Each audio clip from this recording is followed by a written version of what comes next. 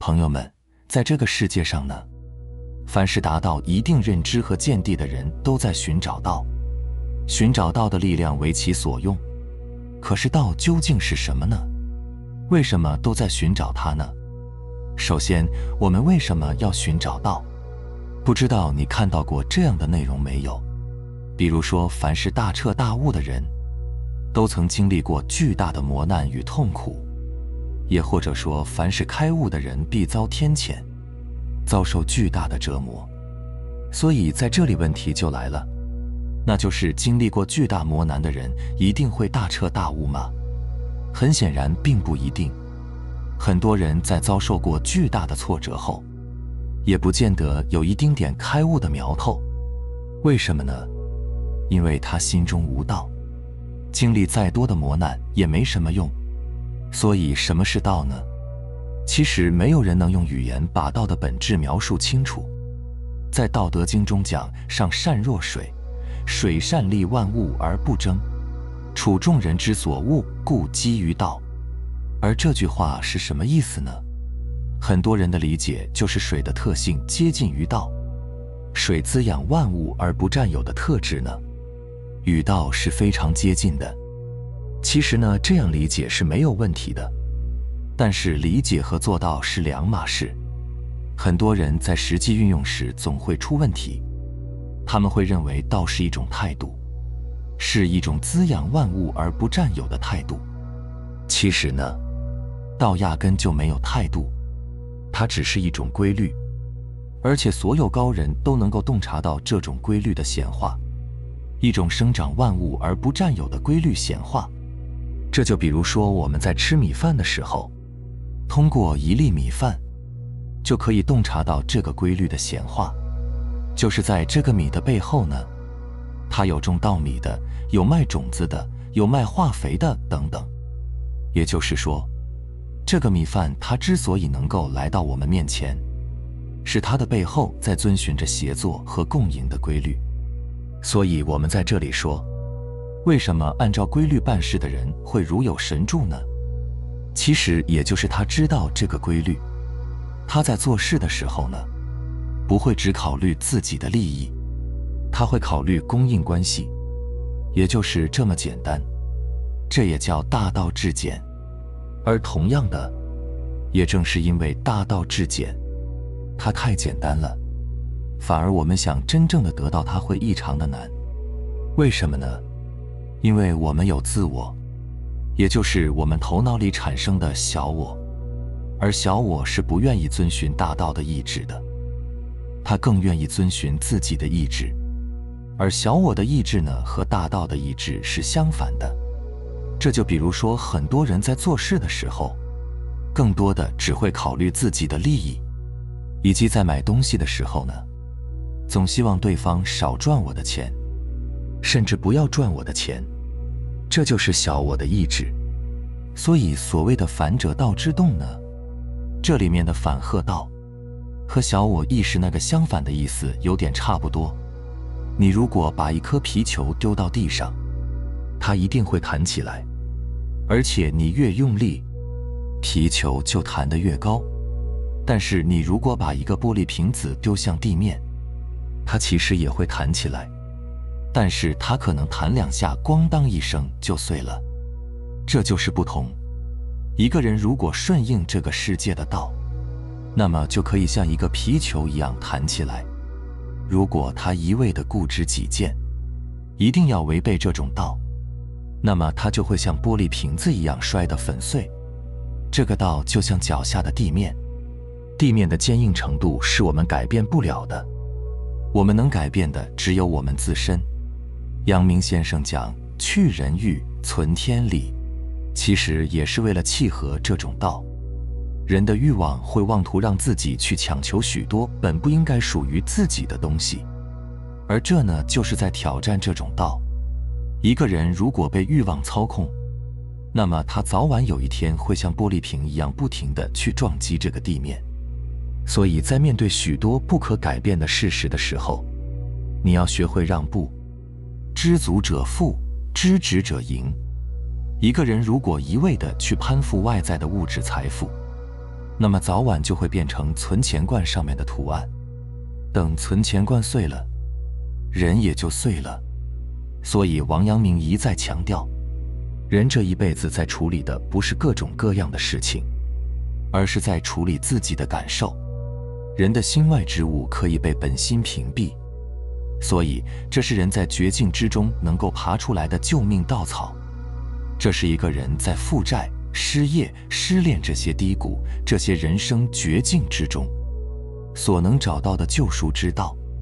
阳明先生在龙场躺在石棺之中静坐内观，明心见性，知行合一，最终才参透了天理，领略了人生之道。而在最后能够做到从人生的低谷之中一跃而起，正是因为外在的世界无法再左右他的内心感受，此心光明，亦复何言？这正是王阳明的圣人之道。我们不需要追求成为什么样的圣人，我们如果真正的做到这些之后，自然会成为自己的圣人。那么在面临人生的绝境时，就不会再有丝毫的恐惧，能够泰然处之，以最好的方式去解决。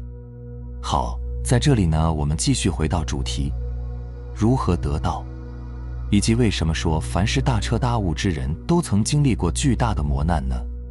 其实磨难这个东西呢，它的作用就是使人能够看清自我，看清自我的真相，通过看清自我的真相而领悟到道的力量。什么意思呢？其实很简单，这就比如说我们任何人都不希望生病，不希望灾难发生在我们身上，我们希望有美好的事情发生，我们也追求美好的事情，这就是小我。而小我的特性呢，就是趋利避害，我们接纳不了对我们不好的事情，小我也接纳不了无常，这就是小我的真相。而正是因为小我它就这样，所以我们人的痛苦呢，无非也就两种，一种是对美好的事情求而不得，还有一种是对不好的事情充满恐惧和担忧，就这两种，包罗万象。因此说到这里呢，我们就更加理解了为什么大彻大悟的人都曾经历过巨大的磨难和痛苦。说白了，一个人他处在巨大痛苦中的时候，他会觉得这样太不好了，每天没有精神，没有状态，他想摆脱痛苦，但是呢，他摆脱不了，他实在无法接受目前的痛苦所产生的那个因和果，也就是痛苦的本身。再加上他讨厌痛苦，他此刻会充满绝望。而在绝望的与此同时呢，他也诞生了对生的渴望，也就是他渴望自己能够战胜这种痛苦，让自己的人生再次充满力量。一个人在这个时候呢，他有死的绝望和生的渴望，在这两种极致的力量碰撞下，他就有了顿悟的机会。正所谓置之死地而后生，死字上面的这一横是生之初，所以身处死地而后有生，而生字的最下面一横呢，正是死之初，生之终点亦是死之起点。我们所谓的生死相隔，尽在一念之间，也就是在至暗时刻，他会突然地意识到，头脑里为什么会有两种声音？难道有两个我存在吗？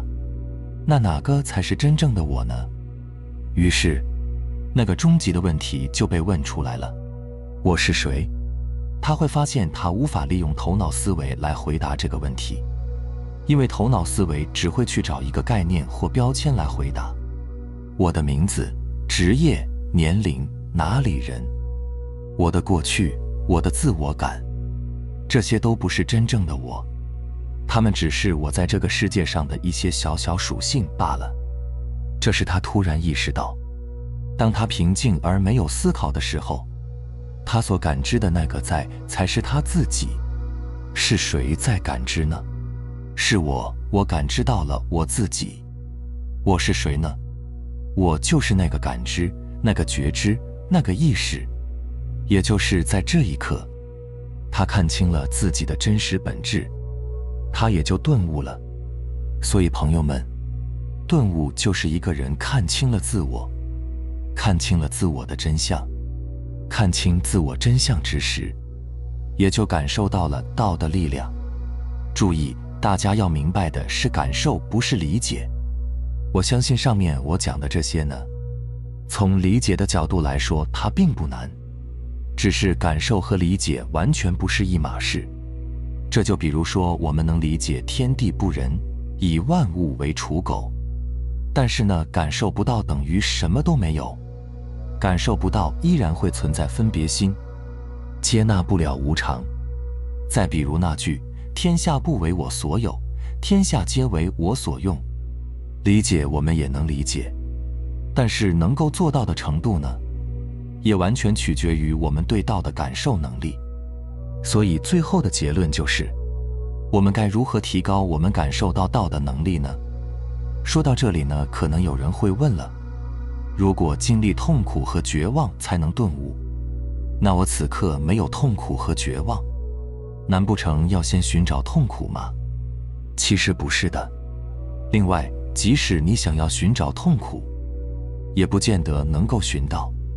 那种心智的苦呢，不但不好寻，而且就算遇到，也不见得能够成为感受到的机缘。所以我们老祖宗呢，常用以武入道，以医入道，以商入道，以及各种方式来入道。而更高级的智慧呢，都会在顶峰相见，也就是无论是武道、商道、医道等等，他们在顶峰的智慧都是相同的。比如我们举一个商道的例子，就是作为商人，大家都知道商人是趋利的，而道呢，则是生而不有，为而不恃。所以很显然呢，这很冲突，两者之间呢是背道而驰的。但是呢，反者道之动，得道法门就在其中。当然了，很多生意人根本不会去想这个问题，因为他根本就没有遇到过那种极境。所谓极境呢，就是两种力的极致碰撞。不知道你有没有遇到过那种关键时候掉链子的事？也就是现在，假如说你是个商人，你平时的商业往来呢都很正常，但是有一次呢，你遇到了一个巨大的合作机会，特别巨大。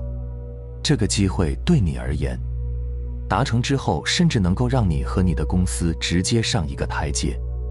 所以在这时呢，你会很在乎，而恰恰呢，也正是因为你太在乎，所以在过程中呢，你没有发挥出来你平时的水平，而乱了分寸，导致这个合作呢没有达成。因此呢，在这个时候你陷入了反思，且在这个反思中呢，你又陷入了自责。你觉得你的内心太不强大了，你想超越自己，想要获得那种从容不迫的力量，不想下次还是这样，还犯同样错误。因此呢，在此刻你就会陷入这个极境。我们从生活的角度来看一下，在实际的生活中，很多生意人他奋斗的原动力都不会很高尚，都是源自于欲望为根基，以及内心呢是极度渴望成功的。所以遇到一个巨大的合作机会呢，会直接唤醒他内心深处的那份渴望，会使他过度的在乎而乱了分寸。这时他的内心也就无法实现平衡，因为他奋斗的原动力是渴望成功，而让他乱了分寸的也是渴望成功，所以这就很冲突。而这种冲突呢，他也无法和解，因为你让他放下对成功的渴望，在他的逻辑中也放不下，因为在他逻辑中，如果放下对成功的渴望，那他努力的意义又何在呢？而与此同时呢，他又极度的想超越自己，想要内心强大，获得那种从容不迫的力量。所以你看，正是对超越自己有极度的渴望，他就会陷入这种拿也拿不起，放也放不下的境地。也就是难以自拔，而且内在极度冲突的境地。这个极境正是向死而生的关键。这种意境会让他感受到道，感受到道的存在，而道也会为他所用，让他做事时如有神助。当然了，还是那句话，感受不是理解，道不能理解，只能体会。理解是逻辑游戏，只有感受到进入那种意境，才能为其所用。所以我们说，生命中出现的所有苦难都是来度你的。正如孟子所言：天将降大任于斯人也，必先苦其心志，劳其筋骨，饿其体肤，空乏其身，行拂乱其所为，所以动心忍性，增益其所不能。明白了吗？菩提本无树，心外本无物，阴阳本相生，死生各相随。知死则能生，明生则能不惧死。好了，非常感谢你能看到这里，希望能对你有所触动和启发。我们下期再见。